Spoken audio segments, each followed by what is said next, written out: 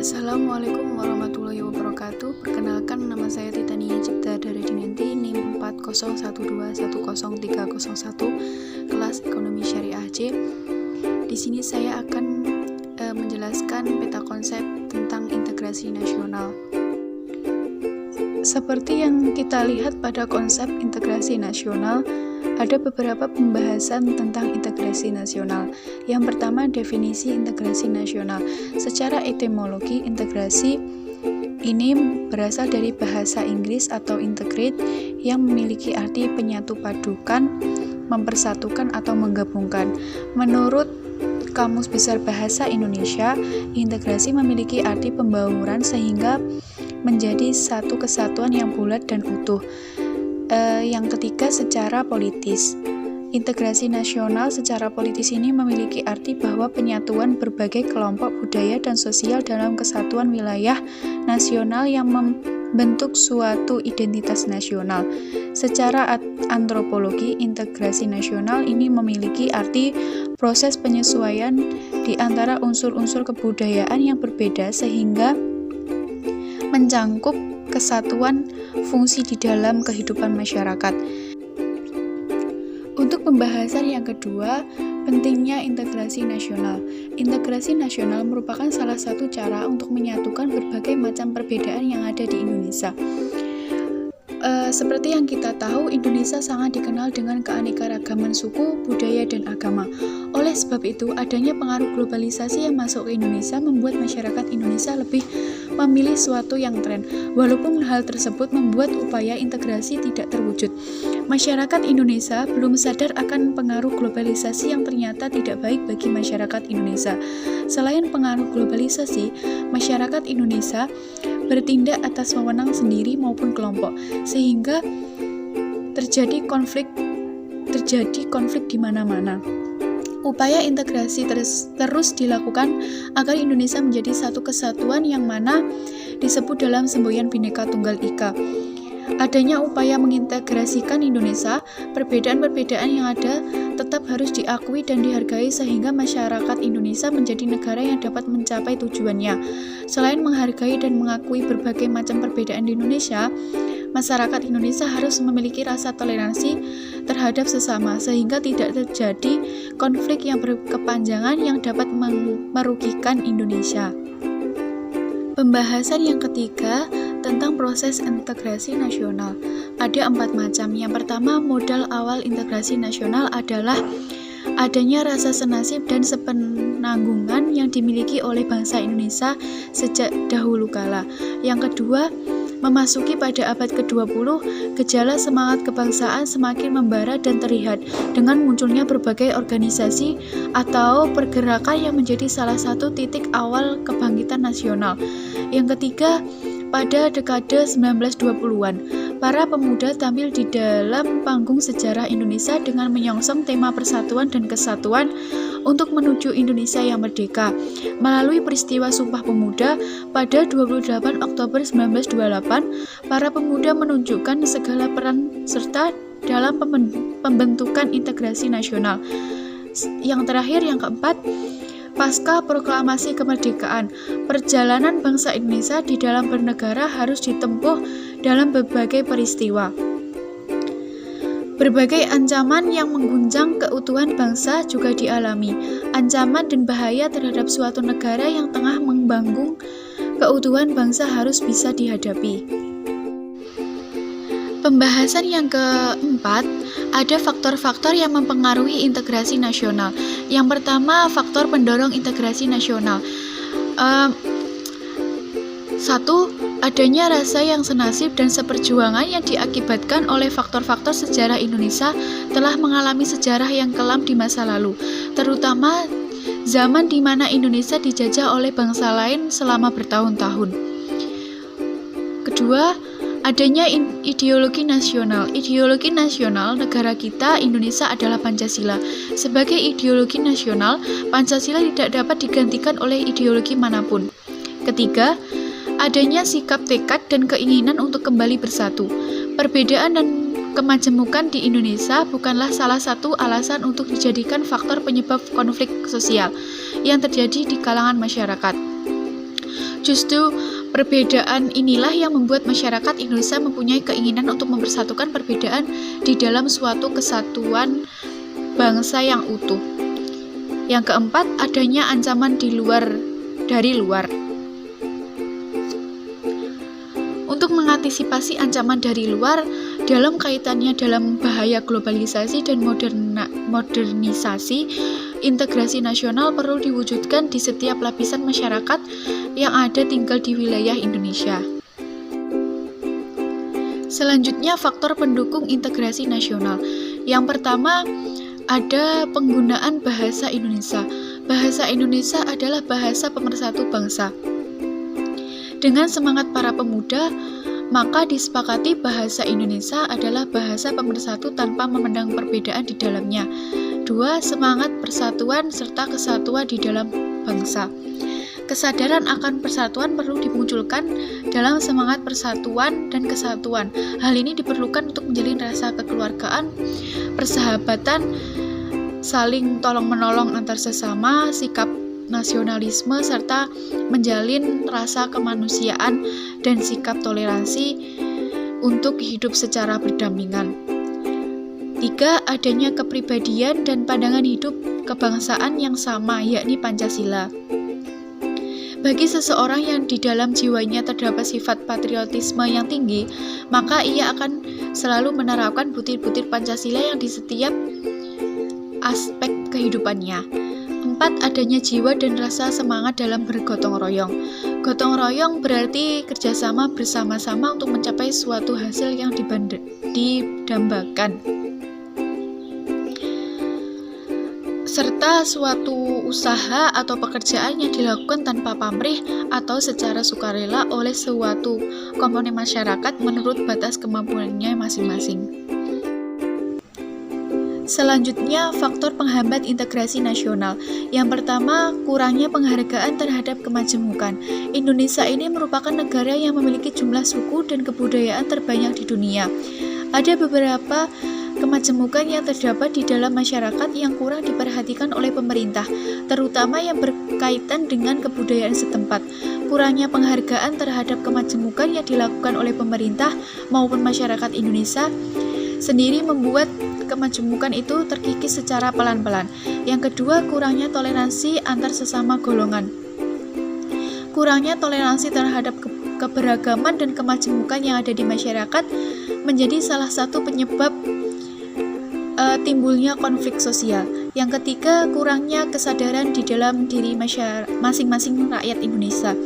Kurangnya kesadaran diri dalam diri masyarakat untuk menjaga persatuan dan kesatuan juga menjadi salah satu faktor yang menghambat terwujudnya integrasi nasional. Yang keempat, adanya sikap ketidakpuasan terhadap ketimpangan dan ketidakmerataan pembangunan. Dengan semakin nampak ketimpangan baik sosial maupun ekonomi antar daerah, untuk menyeimbangkan ketimpangan tersebut diperlukan kesadaran diri akan rasa keadilan sosial yang merata di berbagai daerah di Indonesia. Selanjutnya, pada pembahasan yang kelima, ada ancaman terhadap integrasi nasional. Dibagi menjadi dua. Yang pertama ada ancaman militer dan yang kedua ada ancaman non-militer. Yang pertama, ancaman militer. Ancaman militer ini merupakan ancaman yang menggunakan kekuatan bersenjata yang terorganisasi yang dinilai mempunyai kemampuan yang membahayakan kedaulatan negara, keutuhan wilayah negara, dan keselamatan segenap bangsa. Ancaman militer ini dibagi menjadi dua. Yang pertama, ancaman militer dalam negeri. Disintegrasi bangsa mempunyai macam-macam gerakan separatis berdasarkan sebuah sentimen kesukuan atau pemberontakan akibat ketidakpuasan daerah terhadap kebijakan pemerintah pusat, keresahan sosial akibat ketimpangan kebijakan ekonomi dan pelanggaran hak asasi manusia yang pada gilirannya dapat mengakibatkan suatu kerusuhan massal. Upaya penggantian ideologi Pancasila dengan ideologi yang lain atau tidak sesuai dengan kebiasaan dari masyarakat Indonesia. Makar atau penggulingan pemerintahan yang sah dan konstitusional. Yang kedua, ada ancaman militer dari luar negeri. Pelanggaran batas negara yang dilakukan oleh negara lain, pemberontakan senjata yang dilakukan oleh negara lain, aksi teror yang dilakukan oleh terorisme internasional. Selanjutnya ada ancaman non-militer. Ancaman non-militer atau militer memiliki karakteristik yang berbeda dengan ancaman militer, yaitu tidak bersifat fisik serta bentuknya tidak terlihat seperti ancaman militer. Ancaman non-militer berbentuk ancaman terhadap ideologi, politik, ekonomi, sosial budaya, penahanan, dan keamanan. Selanjutnya pembahasan yang keenam, ada cara mengatasi ancaman integrasi nasional. Di dalam Undang-Undang Dasar Negara Republik Indonesia tahun 1945 telah mengatur strategi pertahanan dan keamanan bangsa Indonesia dalam mengatasi ancaman militer tersebut. Pasal 30 ayat 1-5 Undang-Undang Dasar Negara Republik Indonesia tahun 1945 yang menyatakan bahwa 1. Tiap-tiap warga negara berhak dan wajib ikut serta dalam usaha pertahanan dan keamanan negara.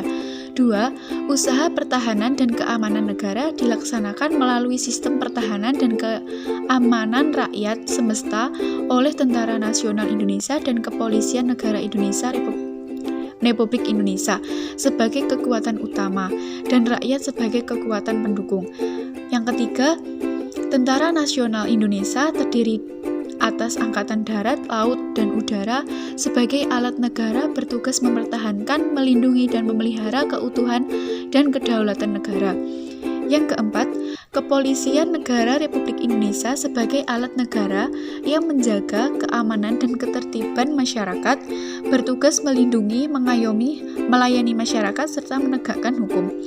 Dan yang kelima, susunan dan kedudukan Tentara Nasional Indonesia, Kepolisian Negara Republik Indonesia, hubungan kewenangan tentara dan Kepolisian Negara Republik Indonesia di dalam menjalankan tugasnya. Syarat-syarat keikutsertaan warga negara dalam usaha pertahanan dan keamanan diatur dengan undang-undang. Untuk pembahasan yang terakhir, membahas contoh masalah integrasi nasional dalam kehidupan berbangsa dan bernegara. Ada beberapa masalah. Yang pertama, perbedaan kepentingan. Kepentingan merupakan dasar dari timbulnya tingkah laku individu. Individu bertingkah laku karena adanya dorongan untuk memenuhi kebutuhan atau kepentingannya, dalam halnya dengan konflik. Banyak rakyat dan pemimpin negara yang mempunyai argumen masing-masing untuk kepentingannya. Namun kadang juga secara teoritis, perbedaan kepentingan dapat menimbulkan masalah yang besar bagi orang yang melakukannya. Dipandang sebagai perilaku, konflik merupakan bentuk interaktif yang terjadi pada tingkatan individual, interpersonal, kelompok, ataupun pada tingkatan organisasi. Yang kedua, pertentangan sosial. Dengan berpegang prinsip bahwa tingkah laku individu merupakan cara atau alat dalam memenuhi kebutuhannya, maka kegiatan yang dilakukan oleh individu dalam masyarakat pada hakikatnya merupakan kepuasan pemenuhan dari kepentingan tersebut. Diskriminasi merujuk kepada pelayanan yang tidak adil terhadap individu tertentu, di mana layanan ini dibuat berdasarkan karakteristik yang diwakili oleh individu tertentu. Diskriminasi merupakan suatu kejadian yang biasa dijumpai dalam masyarakat manusia. Ini disebabkan karena kecenderungan manusia yang membeda-bedakan dengan yang lain. Masalah yang besar yang dihadapi Indonesia setelah merdeka adalah integrasi di antara masyarakat yang majemuk. Integrasi bukan peleburan, tetapi keserasian persatuan. Masyarakat majemuk tetap berada pada kemajemukannya. Mereka dapat hidup serasi, berdampingan, atau Bhinneka Tunggal Ika, berbeda-beda tetapi merupakan kesatuan. Yang ketiga, ada aksi protes dan demonstrasi. Protes merupakan aksi tanpa kekerasan yang dilakukan oleh individu atau masyarakat terhadap suatu kekuasaan.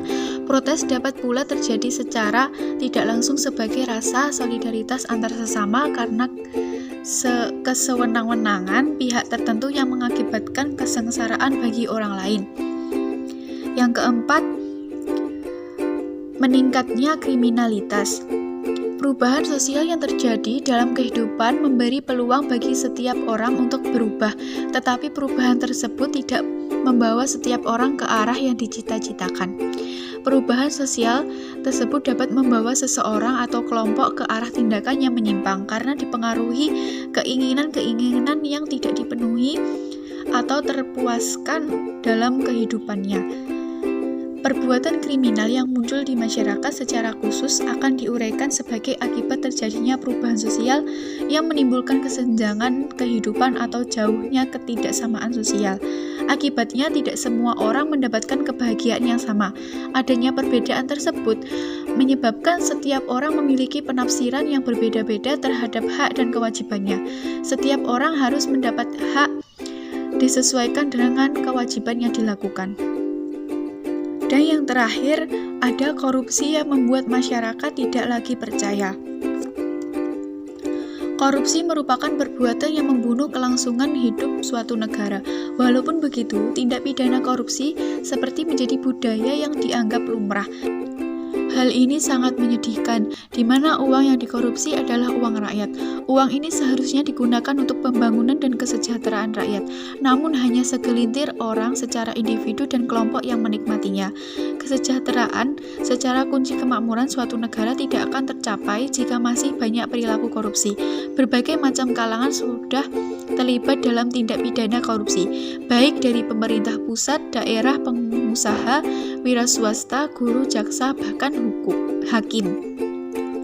Seharusnya orang-orang ini membawa Indonesia menjadi lebih maju, bukan melakukan tindak pidana korupsi. Dampak korupsi tidak hanya dirasakan satu sisi saja, namun saling berkaitan satu sama lain, seperti urutan domino yang berjatuhan. Bukan hanya pembangunan saja yang bermasalah, namun seluruh faktor pembangun bangsa juga bermasalah.